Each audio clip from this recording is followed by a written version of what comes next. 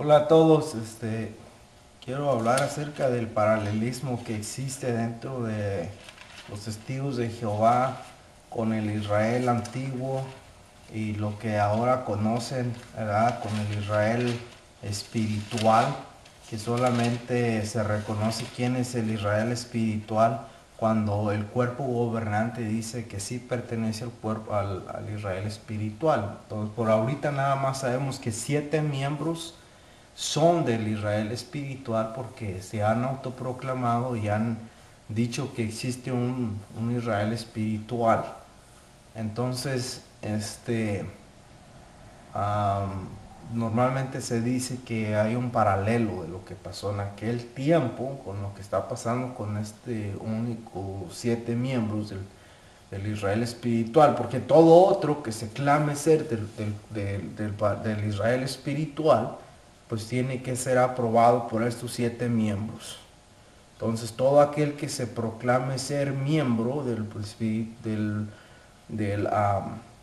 Israel espiritual tiene que ser cuestionado hasta que los 7 miembros que pertenecen al cuerpo gobernante autoricen a esta persona tener un paralelo con el Israel antiguo.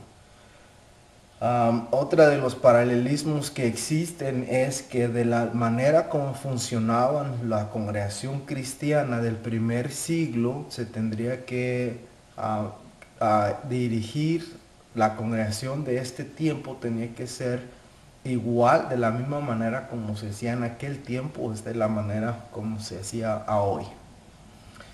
Ah, este tema está relacionado con las expulsiones, los comités judiciales. ¿Quién en la Biblia se menciona que llevaba a cabo dichos juicios judiciales, estos juicios de manera privada para llevar este clase de juicio? ¿Quién lo hacía? El antiguo Israel no podía haber sido porque la manera como se llevaban a cabo los juicios eran buscando a los ancianos en las plazas públicas donde acudía la mayoría de las personas y cualquier incidente iba a ser público o a las puertas de la ciudad. Entonces cualquier cosa que se llevara a cabo, se tratara, iba a ser pública, no se podía hacer privada y no había una una, uno ocultar, proteger a un pecador. En el primer siglo la Biblia habla simplemente de una persona que se le expulsó de una congregación, pero nunca se le hizo un comité judicial privado. En la Biblia, en el libro de Revelación, se habla de ciertos pecados que hacían a ciertas congregaciones como Esmirna, los Efesos y algunas otras congregaciones donde había inmoralidad, idolatría. Y el apóstol Juan, que también hacen un paralelo con el Juan de hoy, de la clase Juan, así se le llama, nunca dijo voy a mandar a una comitiva de ancianos para que les expulse a estos hermanos, sino que según la instrucción que el Espíritu hablaba a las congregaciones, era de que si no se arrepentían simplemente se les iba a quitar el privilegio de vivir para siempre, de comer del árbol que está en el paraíso de Dios, cosas así. Hubo muchísimos otros pecados que se hicieron, pero nunca hubo un dicho comité judicial que se tratara en privado donde se tuviera que hacer con dos o tres, perdón, tres, cuatro o hasta 5 ancianos según lo que dice el KS de los testigos de Jehová. Sin embargo, yo voy a probar aquí con la Biblia, estoy utilizando la Biblia como una base para mostrarles que sí habían dichos comités judiciales y también estos comités judiciales se llevaban muy en lo privado. Entonces vamos a examinar con mucho cuidado. Si usted tiene una Biblia, lo invito a que la traiga porque yo no voy a poder poner los textos en el video. Así es que voy a estar citando y voy a leer de la Biblia. En el libro de Juan capítulo 9 se habla de un suceso que Jesucristo sanó a un ciego. Cuando se hicieron algunas preguntas, dice que se tomó a este joven y se lo llevaron a un lugar para ser cuestionado acerca de lo que él creía. Entonces dice que en el 9:13 dice que lo condujeron al ciego a los fariseos. Era sábado, pero los fariseos, en donde era su lugar donde hacían cuestiones, era en el recinto llamado Sanedrín, y tenían un salón en ese Sanedrín. Fue en el mismo lugar donde se llevó a cabo un juicio delante de Jesús, donde había ese juicio, tenía muchísimos errores y calumnias contra esta persona. En el Sanedrín era el lugar donde los fariseos hacían sus preguntas y investigaciones para ver qué se iba a hacer con esta persona. Lo probaré en el transcurso de mi plática. Dice allí, hubo algo interesante, es de que cuando se le preguntó a este hombre que cómo lo habían sanado, pues él dijo que era Jesús el que lo había sanado. Entonces se le preguntaron, ya no quisieron hacer más preguntas, pero trajeron también allí a sus padres. Entonces las preguntas a sus padres era de que si, dice, este es su hijo, según capítulo 9 de Juan, versículo 19 en adelante, hacen una serie de preguntas a los padres. La respuesta del versículo 20 dice de esta manera: sabemos que este es nuestro hijo y que nació ciego, pero ¿cómo es que ve ahora? No lo sabemos. ¿Quién le abrió los ojos? No lo sabemos. Pregúntenle, es mayor de edad, él tiene que hablar por sí mismos. Sus padres dijeron estas cosas porque temían a los judíos, porque los judíos ya habían quedado de acuerdo en que si alguno confesaba como Cristo, fuera expulsado de la sinagoga. Por eso sus padres le dijeron, es mayor de edad, interróguenle. Entonces, algo interesante aquí es de que ellos ya no quisieron que se les confesara porque se les iba a expulsar de la sinagoga. Pues aquí ya estamos teniendo un cuadro un poco más completo. ¿Quién llevaba estas clases de interrogaciones y juicios privados y cuáles eran los resultados de la falta de cooperación o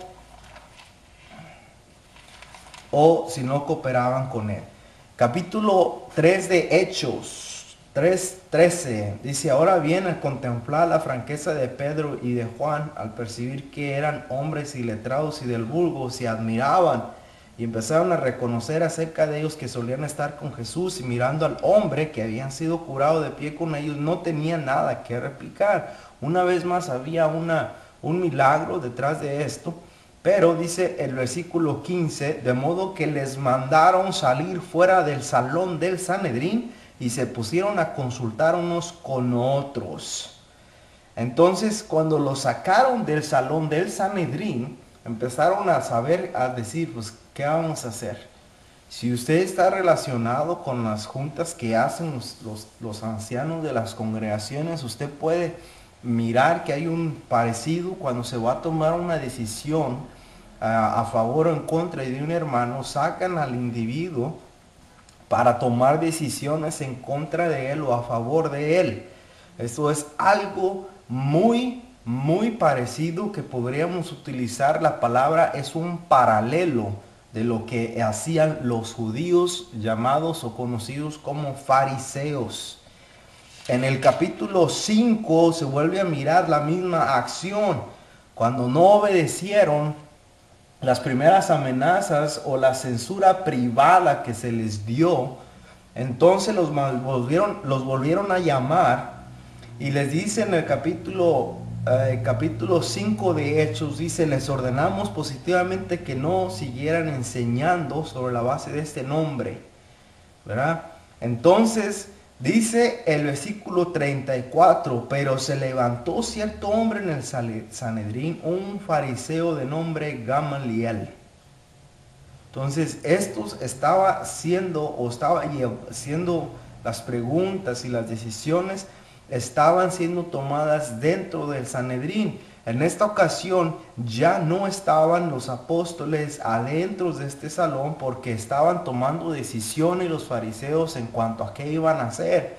Este hombre que se levantó aquí, llamado Gamaliel, empezó a hablar de Teudas y también empezó a hablar de un Judas el Galileo, donde este hombre mencionó y en defensa de los apóstoles les dijeron que los dejaran porque entonces iban a estar haciéndose luchadores de Dios. Si esta obra no es de los hombres, va a ser eliminada. Si es de Dios, entonces no van a poder ustedes hacer nada, sino al contrario serán luchadores en contra de Dios. Entonces en el versículo 40 dice, de modo que le hicieron caso ahora a Gamaliel y mandaron llamar a los apóstoles. Los fustigaron y les ordenaron que dejaran de hablar sobre la base del nombre de Jesús y los dejaron ir. Un buen paralelo. Esta manera, si usted no tiene el conocimiento de cómo se hace una reunión de ancianos, es cuando se pide al hermano que vaya y asista al salón del reino a cierta hora, a cierto día, y se va a hablar con él. Cuando se exponen las pruebas delante de él o se recibe una confesión del hermano, del implicado, se le pide que se retire del salón de Sanedrín, perdón, de la sala A o en cualquier lugar donde se habían quedado de ver. Normalmente le dicen el cuartito, ¿verdad? Entonces cuando los sacan, los hermanos se ponen a decir qué vamos a hacer con él, cuál es la decisión. Y una vez que se toma la decisión, les mandan a hablar. Entonces sí existe un paralelo en cuanto a quién tomaba estas decisiones de expulsar y de censurar, de litigar los casos. Eran los fariseos llamados judíos en aquel tiempo. Un gran paralelo que existe entre la manera como los judíos o los fariseos trataban a sus miembros. Esto está basado en la Biblia. En otro asunto de los comités judiciales no podríamos utilizar que existían con esa privacidad. Normalmente las personas lo miran ventajosa y es algo ventajoso para el pecador que se tome el asunto en privacidad, porque se dice que son los derechos de este hermano, pero este sirve para seguir alimentando el deseo de los malvados para pecar, porque si son expuestos desde la primera vez que se exponga al pecador, esto le va a servir de lección y no lo va a volver a hacer. El proteger a los malhechores es uno de los indicios muy degradantes que existe dentro de los testigos de Jehová. El darle la oportunidad de dejarlos ir en la primera vez. No estoy diciendo que no hagan comités judiciales, sino más bien que se exponga el caso delante de la congregación para ver si es injusto para el hombre, si es una acusación falsa, que normalmente hay muchísimas de estas dentro de la congregación, pues se tiene que tomar en cuenta. Un saludo para todos. Esto es lo que quería compartir con ustedes, que hay un paralelo en cuanto a cómo trataban las reuniones privadas los fariseos, igual que se toma o se hacen dentro de los testigos de Jehová, el llamado aumentado comité judicial. Un saludo para todos.